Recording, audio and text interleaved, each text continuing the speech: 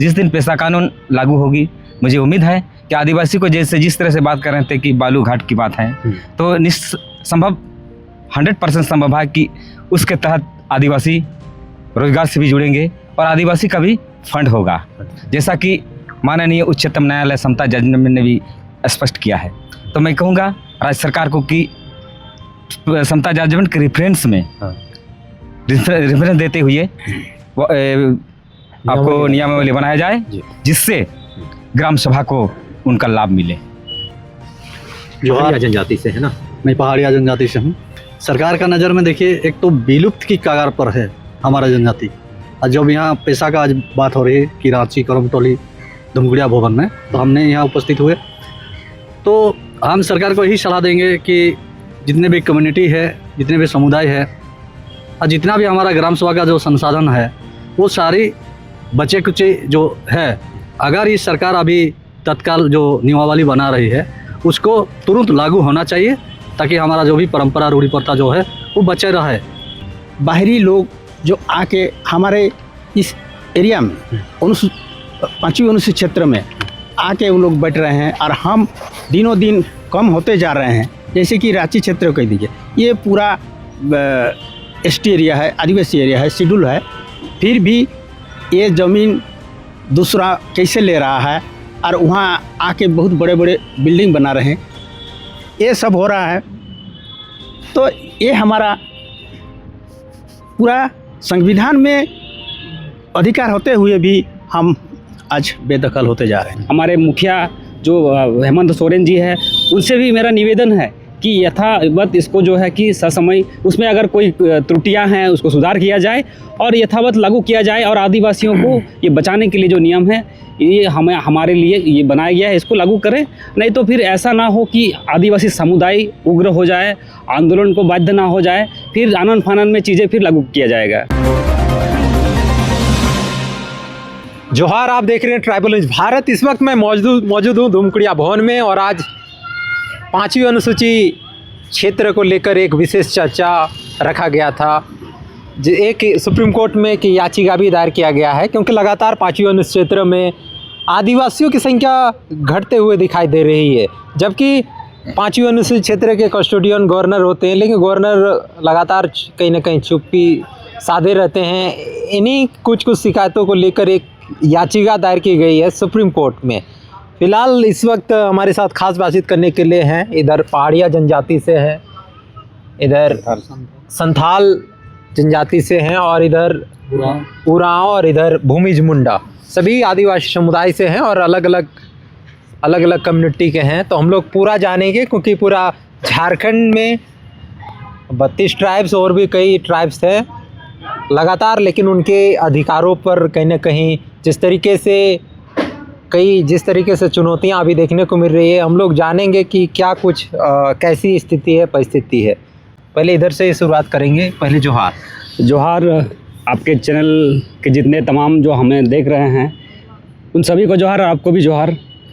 सबसे पहले रविंद्र जी, हम जानना चाहेंगे, अभी जैसे पेशा कानून को लेकर झारखंड हाई कोर्ट लगातार सरकार को कह रही है कि पेशा कानून आप लागू कीजिए, नियमावली लागू कीजिए, लेकिन सरकार की तरफ से उस तरीके का जो एक तैयारी होनी चाहिए इस कानून के प्रति, थोड़ा सा एक्शन मूवमेंट पे सरकार नहीं दिख रही है। इसको लेकर क्या?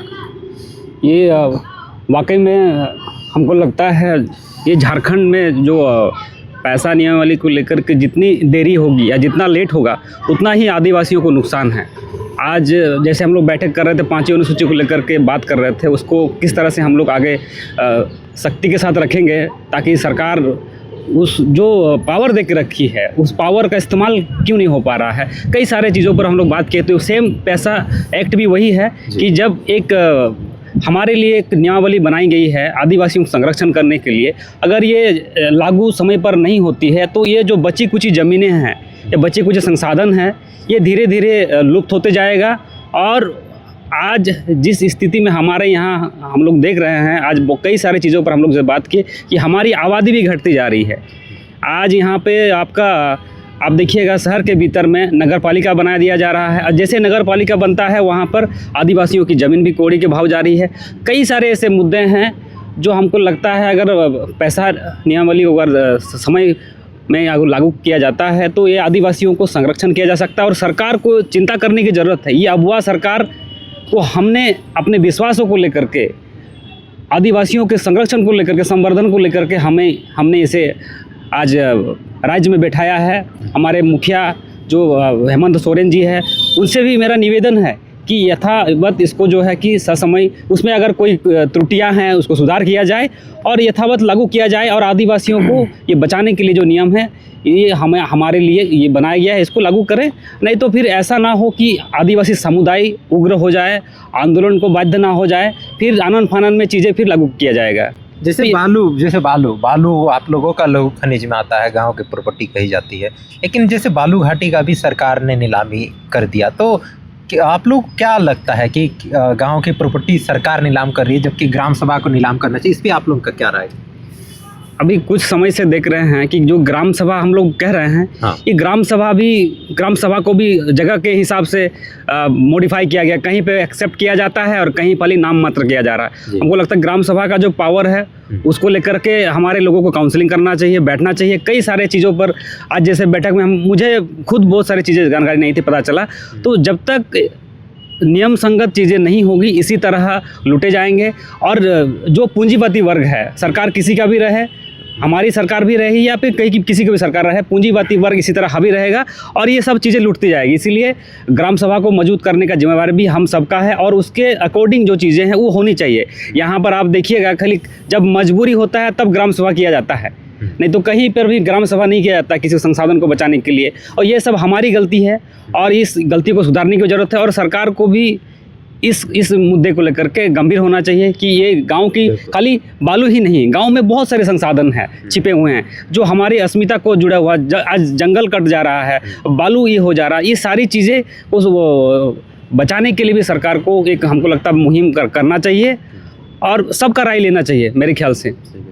अभी तो रविंद्र सरदार भूमिज मुंडा कल्याण समिति के युवा अध्यक्ष ना। हाँ, और इस ओर हैं दादा, परिचय दे दीजिए। शक्ति हंसदा, संथाल समुदाय से। संथाल समाज, शक्ति हंसदा जी हैं, संथाल समाज के हैं। दादा, आप लोग उधर कितने कम्युनिटी है, माने कितनी संख्या आप लोगों, माने कितनी जनसंख्या है और आप लोग उधर क्या क्या अभी समस्याएं हैं? देखिए, ऐसे हम लोग तो सरायकेला जिला से बिलोंग करते हैं और ऐसे हम लोग बहुलता में ही है जी। भले किसी का आंकड़ा में हम कम दिखे, हाँ। लेकिन हम बहुलता में हैं। और हमारी जो समस्याएं हैं केवल आज से नहीं, आज़ादी के पहले या आज़ादी के बाद जो भी बोलिए, समस्या यह है कि मेरा अस्तित्व, आदिवासी का जो अस्तित्व है, जल, जंगल और ज़मीन से जुड़ी हुई है। और आज बड़े पैमाने पर हमारे ज़मीन को छीना जा रहा है, बड़े पैमाने पर जंगल उजाड़ा जा रहा है। तो इसमें मेरा ये कहना है कि आज कोई सुप्रीम कोर्ट के जजमेंट ने भी स्पष्ट किया है कि आदिवासी ही देश का मालिक है और आज मालिक का हालात माली से भी बदतर है। तो मैं कहूँगा कि केंद्र सरकार या राज्य सरकार आदिवासी पर को दिए गए संवैधानिक अधिकार पर चिंतन मंथन होना चाहिए, उसकी अनुपालन होनी चाहिए। जैसे पेशा कानून अभी लागू करने की बात हो रही है, आप लोग क्या राय है? देखिए, पेशा कानून लागू होनी चाहिए, चूँकि पेशा कानून में आदिवासी को विशेष अधिकार दी गई है। जिस दिन पेशा कानून लागू होगी, मुझे उम्मीद है कि आदिवासी को जिस तरह से बात कर रहे थे कि बालू घाट की बात है, तो संभव 100% संभव है कि उसके तहत आदिवासी रोजगार से भी जुड़ेंगे और आदिवासी का भी फंड होगा, जैसा कि माननीय उच्चतम न्यायालय समता जजमेंट ने भी स्पष्ट किया है। तो मैं कहूँगा राज्य सरकार को कि समता जजमेंट के रेफरेंस में रेफरेंस देते हुए आपको नियमावली बनाया जाए, जिससे ग्राम सभा को उनका लाभ मिले। ठीक है। इस और आप संथाल समुदाय से थे आप दादा? जोहार। पहाड़िया जनजाति से है ना? मैं पहाड़िया जनजाति से हूँ। क्या कहेंगे कि आप पहाड़िया जनजाति तो आदिम जनजाति में आती है ना? जी जी। तो आप आदिम जनजाति से आते हैं, आप लोगों का कम्युनिटी क्या कुछ कितना मजबूत हो पाया है, कितना लाभ मिलती है गवर्नमेंट से? सरकार का नज़र में देखिए, एक तो विलुप्त की कगार पर है हमारा जनजाति। और जब यहाँ पेशा का आज बात हो रही है कि रांची, करमटोली, धमगुड़िया भवन में, तो हमने यहाँ उपस्थित हुए तो हम सरकार को यही सलाह देंगे कि जितने भी कम्युनिटी है, जितने भी समुदाय है और जितना भी हमारा ग्राम सभा का जो संसाधन है, वो सारी बचे कुचे जो है, अगर ये सरकार अभी तत्काल जो नियमावली बना रही है उसको तुरंत लागू होना चाहिए, ताकि हमारा जो भी परंपरा रूढ़ी प्रथा जो है वो बचे रहे। इतना ही मैं कहूँगा। और खासतौर पे आप लोग पहाड़ी कम्युनिटी में आते हैं, आप लोग कितनी जनसंख्या प्रतिशत है और कौन से क्षेत्र से हैं आप? हमारा सरायकेला डिस्ट्रिक्ट से है। हमारा सरायकेला डिस्ट्रिक्ट में बहुत ही कम आपको देखने को मिलेगा, जैसे दलमा तराई क्षेत्र में। अच्छा, दलमा के हाँ, क्षेत्र में। उसमें हमारा सरायकेला डिस्ट्रिक्ट में 3 ही प्रखंड आता है, जैसे आपका निमडी, चांडिल और एक कुचाई है। ये 3 प्रखंड में बहुत ही कम संख्या में है।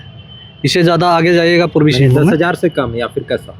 उससे भी कम है। उससे भी कम। हाँ, एकदम विलुप्त के कगार पर है। बाकी क्या कहेंगे, कितने इस तरीके से सरकारी लाभ या फिर अगर इस तरह का जो नियमावली सरकार को लागू होना चाहिए, अगर लागू होती है तो हमारा जो भी समुदाय है, जो हमारा विलुप्त जनजाति के, आदिम जनजाति के जो लाभान्वित है, तो उसमें लाभान्वित हो पाएंगे। हमें आशा है कि नियमावली बनने से ये सब सारा संरक्षण होगा। और एक हम लोग आपसे जानना चाहेंगे, धर्म कोड को लेकर अभी चर्चाएं की जा रही है। आप लोग आदिवासी समुदाय जो है धर्म कोड की मांग कर रहा है, आप लोग क्या कहेंगे? धर्म कोड होना चाहिए। हम तो धर्म कोड के बारे में उतना ही। कौन सा धर्म मानते हैं? हम लोग सरना धर्म मानते हैं। आदिवासी। जैसे पहाड़िया जनजाति का क्या कुछ देवता है जैसे वहाँ पर? जैसे सरना मतलब हम लोग का जो जाहिरा थान है ना, वो सारे जो प्राकृतिक जो पूजा होता है वो सारी चीज़ हम लोग पेड़ पौधा का ही पूजा करते हैं। जी। अभी पहाड़िया जनजाति से हमारी वार्ता हो रही थी, समुदाय से हैं। और दादा क्या कहेंगे, आज आप लोग 5वीं अनुसूची और पेशा कानून पर भी चर्चा किए, क्या कहेंगे? क्या कुछ स्थिति है, कितना कानून का यहाँ पर इम्प्लीमेंट होता हुआ दिख रहा है? आज 5वीं अनुसूची जो चर्चा हुई, इसमें हम लोग को थोड़ा बहुत सीख मिली। उतना माने संविधान के तहत हमको उतना हम पढ़े नहीं हैं, हम अभी नए आए हैं, इस सब में सीख रहे हैं। हाँ, तो 5वीं अनुसूची में हमारा जितना आदिवासियों को हक है जल जंगल ज़मीन के बारे में, तो ये उतना नहीं हो रहा है। बाहरी लोग जो आके हमारे इस एरिया में 5वीं अनुसूची क्षेत्र में आके वो लोग बैठ रहे हैं, और हम दिनों दिन कम होते जा रहे हैं। जैसे कि रांची क्षेत्र कह दीजिए, ये पूरा एसटी एरिया है, आदिवासी एरिया है, शेड्यूल है, फिर भी ये ज़मीन दूसरा कैसे ले रहा है और वहाँ आके बहुत बड़े बड़े बिल्डिंग बना रहे हैं, ये सब हो रहा है। तो ये हमारा पूरा संविधान में अधिकार होते हुए भी हम आज बेदखल होते जा रहे हैं। आप ग्राम सभा को लेकर क्या कहेंगे? हाँ, ग्राम सभा जो अभी है, पेशा कानून का भी लागू करने के ग्राम सभा में देखिए अभी बना है ग्राम सभा, लेकिन ग्राम सभा में उस तरह का ट्रेनिंग नहीं दिया गया है। बहुत सारे जो ग्राम सभा है और उसको उतना जानकारी नहीं है, उनका क्या पावर है, क्या करना होगा नहीं करना होगा। जैसे अभी बात हो रही थी, वो लोग कुछ उसके बारे में कैसे लिखना है, क्या करना है वो भी नहीं जानते हैं, इसलिए उसको ट्रेनिंग देना चाहिए। खाली बना देने से नहीं होता है। और पेशा कानून तो बिल्कुल लागू होना चाहिए। पेशा कानून के बिना हम आगे नहीं बढ़ सकते हैं। पेशा कानून हमारे आदिवासियों के हित में ही सब कुछ उसमें दिया हुआ है, उसी के बल पर हम आगे बढ़ सकते हैं। जी, मैं सुचांदू राव, कुड़ुक विकास परिषद, चांडिल अनुमंडल। और क्या कहें दादा, लगातार झारखंड में पेशा कानून का भी मांग किया जा रहा है, कई बार आंदोलन भी देखा गया, और एक धर्म कोड का भी मांग किया जा रहा है। नहीं, देखिए, पेशा कानून जो नियमावली बनने वाला है वो होना चाहिए। हम लोग भी वही चाह रहे हैं कि बनना चाहिए। और धर्म कोड का जो बात है वो भी हम लोग मांग कर रहे हैं, वो भी होना चाहिए।